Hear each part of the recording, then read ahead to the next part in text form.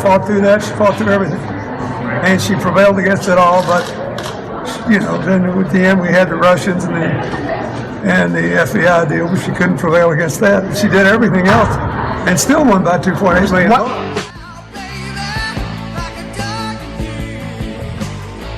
What difference at this point does it make?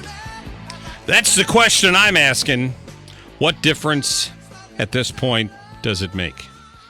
I just would like for once to hear them say, maybe the server had something to do with it, or maybe the basket of deplorables comment had something to do with it, or maybe Benghazi had something to do with it, or maybe the pictures of her being collapsed and having to be carried into the SUV may have had something to do with her loss. I'm just tired of all these excuses. Yeah.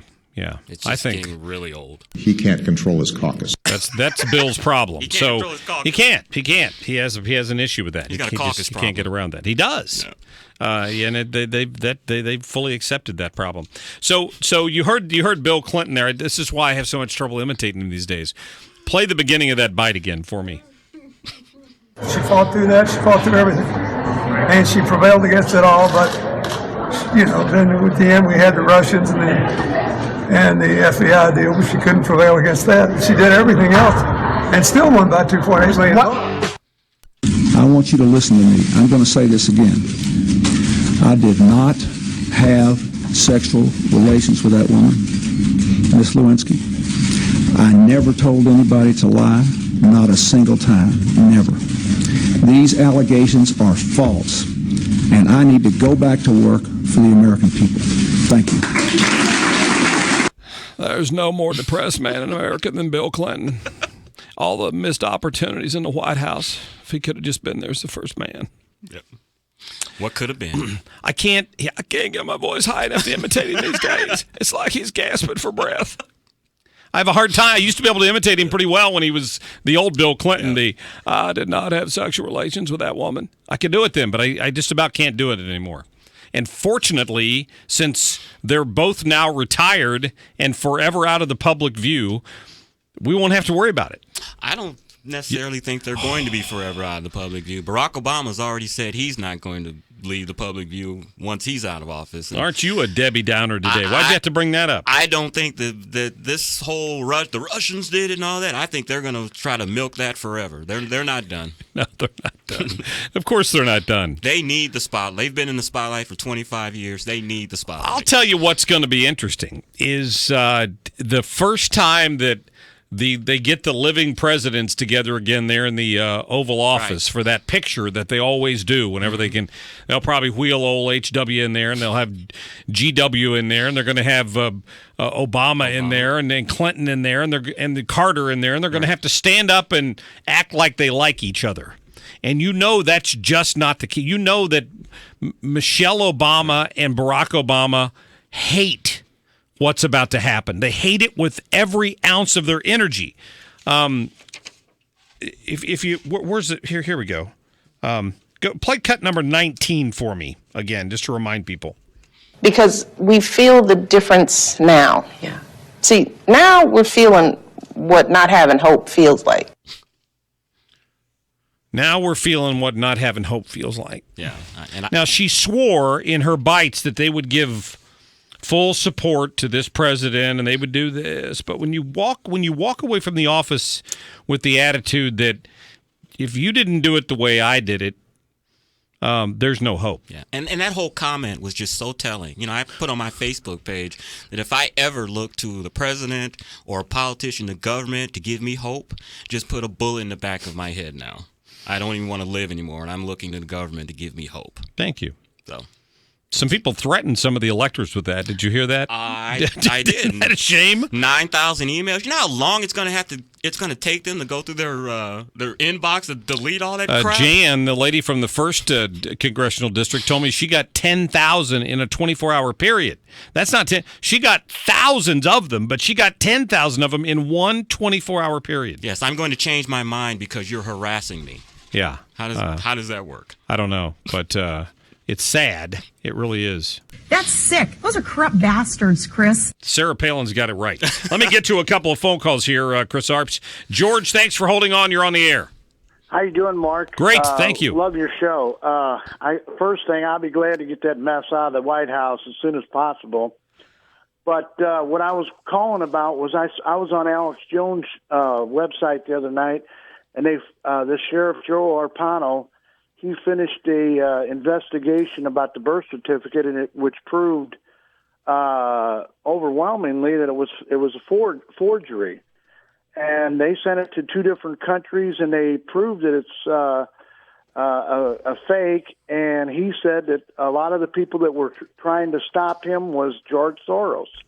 And I was just wondering, had you heard anything more on that? And he was saying it's really up to Congress what they want to do about it. Yeah, I read the same article you did, and I don't know if there's anything that can be done about it, quite frankly. I mean, what's suspicious about it except that it's a 1962 document typed on a typewriter, right, except that it has font from a word processor on it. That's right. The only thing that might draw your attention to the fact that something's suspicious. I don't know. I mean, that's what Arpaio said in his original investigation, that they found inconsistencies with the type on the document.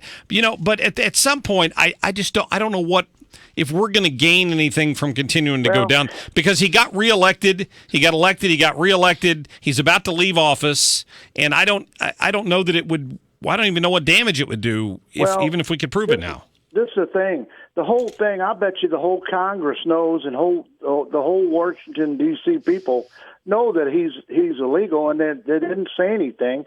And there's been numerous YouTube videos out there where Michelle Obama says, my husband was born in Kenya, and there's numerous things before, as he was an Illinois congressman, saying that he was born in Kenya.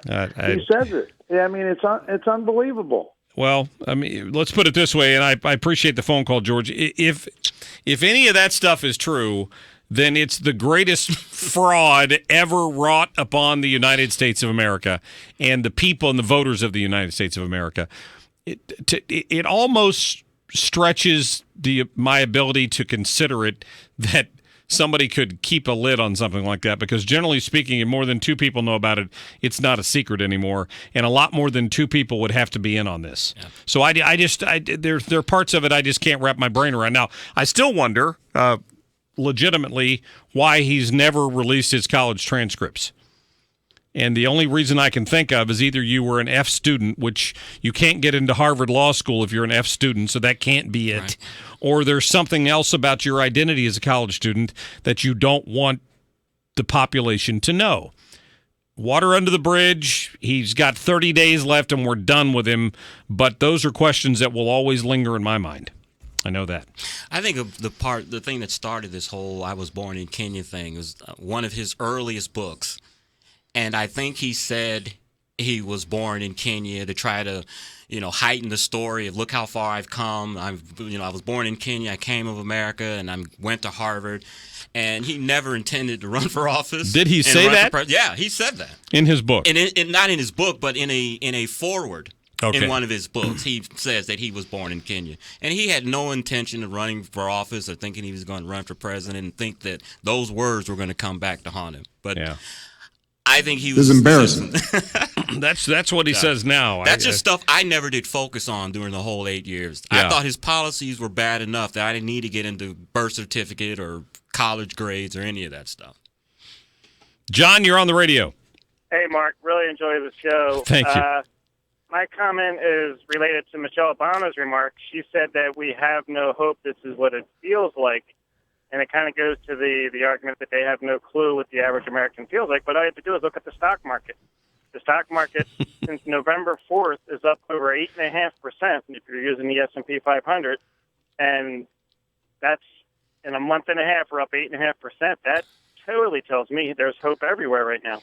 Well, there's certainly hope in some of the financial sectors that some money is going to get turned loose for hiring, and I mean the indicators are good. You're right about that, John. I appreciate it. Thank you for calling, and have a great Christmas. So, yeah, there's certainly hope with half the electorate anyway, right? I think the American people are just looking for hope. And this reminds me of 1980 when Ronald Reagan was elected. And I remember when Jimmy Carter's presidency and how down the country was, and he's wearing a sweater telling us we need to turn down our thermostats. And when we saw what happened in Iran with the failed hostage thing, America was just low.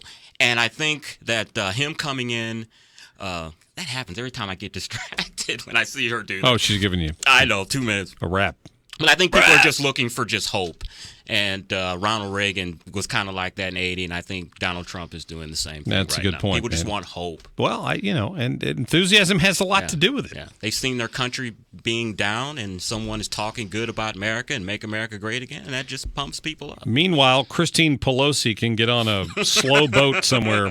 What a horrible woman she is. Just like her mother. Yes. I'm just saying. Hey, listen, have a Merry Christmas. You too. Thank you. And I guess I'll see you after the Christmas, right? You're going to fill in? Yeah, on next Friday. Awesome. And then I can tell you Happy Kwanzaa after Christmas. There you go.